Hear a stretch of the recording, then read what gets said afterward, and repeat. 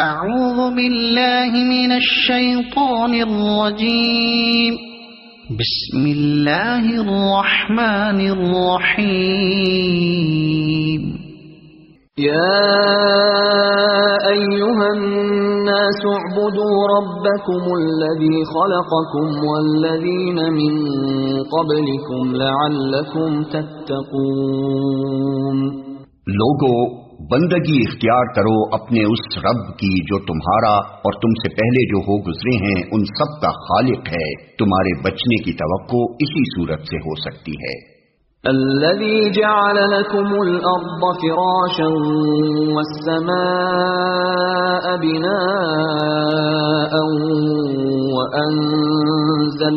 وأنزل من السماء ماء فأخرج به من الثمرات رزقا لكم فلا تجعلوا لله اندادا وانتم تعلمون۔ وہی تو ہے جس نے تمہارے لیے زمین کا فرش بچھایا، آسمان کی چھت بنائی، اوپر سے پانی برسایا اور اس کے ذریعے سے ہر طرح کی پیداوار نکال کر تمہارے لیے رزق وہاں پہنچایا۔ پس جب تم یہ جانتے ہو تو دوسروں کو اللہ کے مد مقابل نہ ٹھہراؤ۔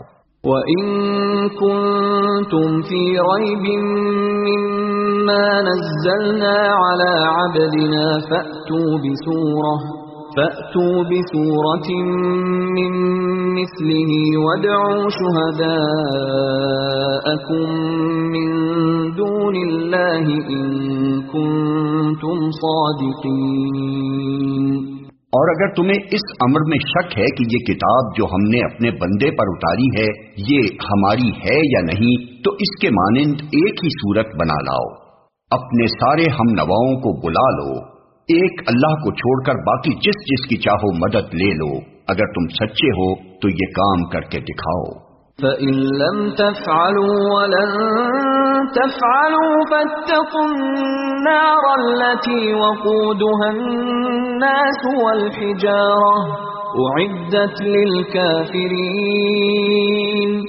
لیکن اگر تم نے ایسا نہ کیا اور یقیناً کبھی نہیں کر سکتے تو ڈرو اس آگ سے جس کا ایندھن بنیں گے انسان اور پتھر، جو مہیا کی گئی ہے منکرین حق کے لیے۔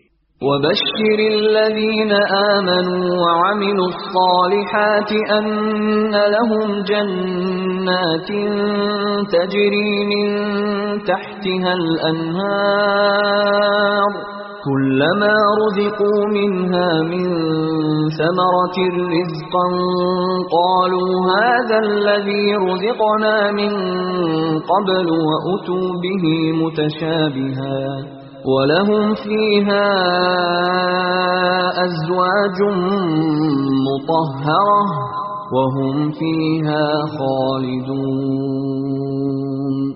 اور اے پیغمبر، جو لوگ اس کتاب پر ایمان لے آئیں اور اس کے مطابق اپنے عمل درست کر لیں، انہیں خوشخبری دے دو کہ ان کے لیے ایسے باغ ہیں جن کے نیچے نہریں بہتی ہوں گی، ان باغوں کے پھل صورت میں دنیا کے پھلوں سے ملتے جلتے ہوں گے۔ جب کوئی پھل انہیں کھانے کو دیا جائے گا تو وہ کہیں گے کہ ایسے ہی پھل اس سے پہلے دنیا میں ہم کو دیے جاتے تھے۔ ان کے لیے وہاں پاکیزہ بیویاں ہوں گی اور وہ وہاں ہمیشہ رہیں گے۔ ان اللہ لا يستحيي ان يضرب مثلا ما بعوضة فما فوقها فأما الذين آمنوا فيعلمون أنه الحق من ربهم وَأَمَّا الَّذِينَ كَفَرُوا فَيَقُولُونَ مَاذَا أَرَادَ اللَّهُ بِهَذَا مَثَلًا يُضِلُّ بِهِ كَثِيرًا وَيَهْدِي بِهِ كَثِيرًا وَمَا يُضِلُّ بِهِ إِلَّا الْفَاسِقِينَ۔ ہاں، اللہ اس سے ہرگز نہیں شرماتا کہ مچھر یا اس سے بھی حقیر تر کسی چیز کی تمثیلیں دے۔ جو لوگ حق بات کو قبول کرنے والے ہیں وہ انہی تمثیلوں کو دیکھ کر جان لیتے ہیں کہ یہ حق ہے جو ان کے رب ہی کی طرف سے آیا ہے، اور جو ماننے والے نہیں ہیں وہ انہیں سن کر کہنے لگتے ہیں کہ ایسی تمثیلوں سے اللہ کو کیا سروکار۔ اس طرح اللہ ایک ہی بات سے بہتوں کو گمراہی میں مبتلا کر دیتا ہے اور بہتوں کو راہ راست دکھا دیتا ہے، اور گمراہی میں وہ انہی کو مبتلا کرتا ہے جو فاسق ہیں۔ الذين ينقضون عهد الله من بعد ميثاقه ويقطعون ما أمر الله به أن يوصل ويفسدون في الأرض أولئك